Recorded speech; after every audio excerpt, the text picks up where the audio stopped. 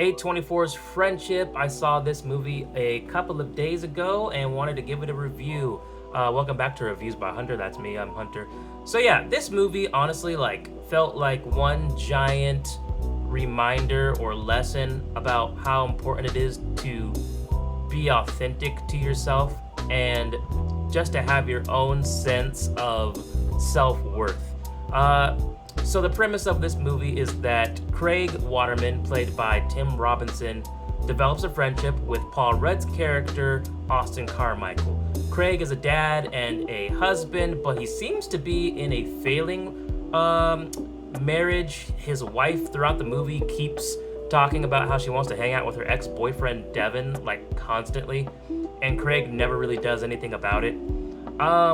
Craig, played by Tim Robinson, is this really awkward, sort of the type of person that doesn't really get social cues. You can tell he's very lonely and he's looking for friendship. And at first, he does find it with Austin. Austin is this really cool type of guy. He's got a cool job. He's a weatherman. He's got great hair, and he just seems very charismatic and very the type of dude that you would really want to be friends with, right? Problem is, very quickly, Craig shows Austin and the rest of the boy-guy friend group why maybe he doesn't have friends. And that is because he is an overwhelming personality. He starts very quickly becoming obsessed with Austin. Whatever Austin likes, Craig likes. Whatever Austin thinks is cool, now Craig thinks is cool. He starts fantasizing about being Austin's friend, and he fantasizes about being the drummer in his band, because Austin has an actual band in the movie. He fantasizes about saving the day and getting kind of praise and validation from Austin in the movie. And very quickly you just see it's a very unhealthy way to look at a friendship. Craig doesn't have his own personality. He doesn't really have his own identity. Throughout the movie, he very much tries very hard to get people to like him, even his own wife and kid. But he never does things for other people. He does things because he thinks it will impress them. He does things because he thinks that they will like it. But they don't always. At one point, there's a scene where Craig is invited over to hang out with the boys and with Austin. And at first it's fine. He's being himself. It's going well until they do this thing where they put on boxing gloves, right? Just guys roughhousing. And Craig sucker punches Austin and knocks him out. Immediately pisses off the whole friend group. They're like, "What are you doing? What's wrong with you? What's wrong with you?" And Craig literally grabs a bar soap, puts it in his mouth, and starts saying how much of a bad boy he is. And it just goes on for this uncomfortably long amount of time. This is where I physically cringed, because it reminded me of middle school, where you would do really cringe things and really just weird stuff to either get attention or to try and be the funny guy or to try and get a friend group to like you by just doing the most out-of-pocket things that you can, right? But keep in mind, this is not middle school. This is a grown man with a kid and a wife, right? And it was just interesting throughout this movie. Tim Robinson, I'm actually not super familiar with his, I guess he does sketches. I haven't watched any of these Tim Robinson sketches. I think I had a friend show me one once before. His humor, I was laughing throughout the movie. I did think that it was funny. I just didn't think it was belly laughing funny. I did see some reviews saying this was the funniest thing that they had ever seen. For me, some of the comedy landed, some of it didn't. Tim Robinson is a very overwhelming presence on screen as far as his type of humor. So for me, it didn't resonate as much as it might for you, and that's okay. Yeah, so there's a scene where Austin shows Craig these underground sewers that lead into City Hall.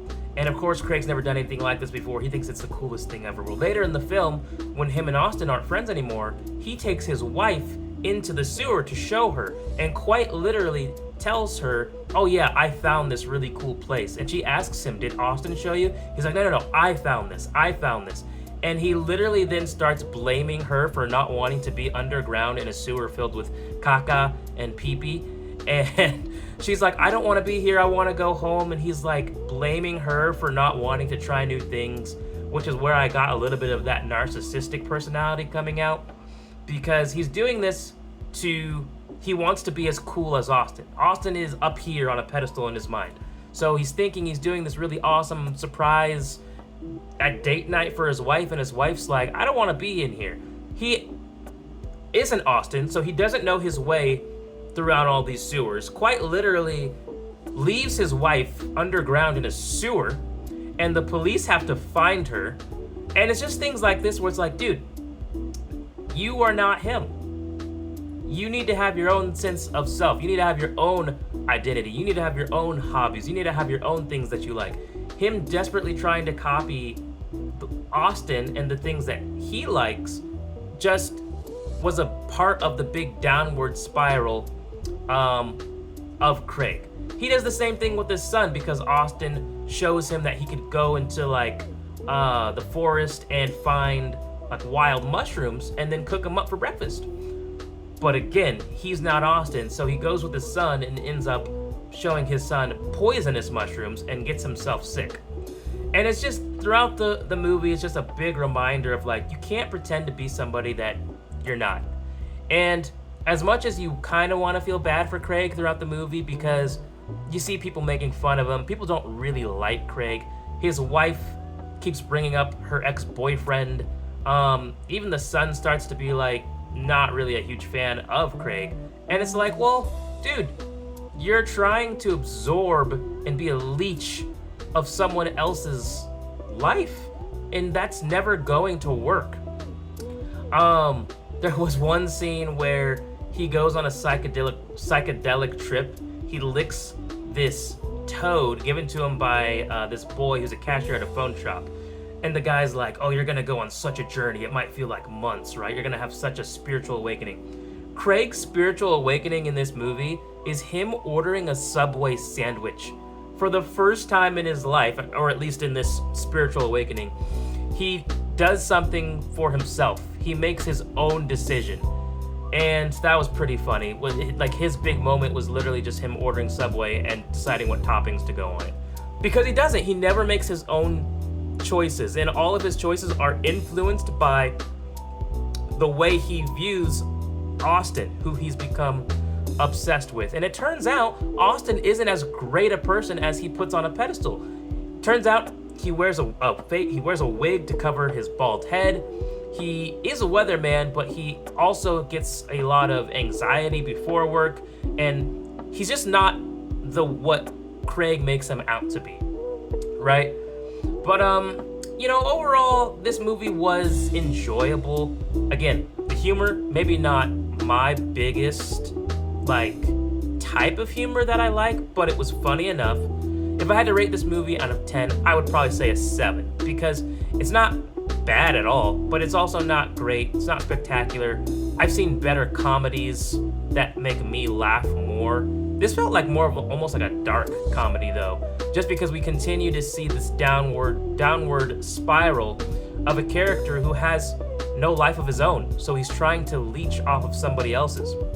And the movie ends with him going as far as breaking into Austin's house. He breaks into his house twice, by the way. That's how obsessed he is.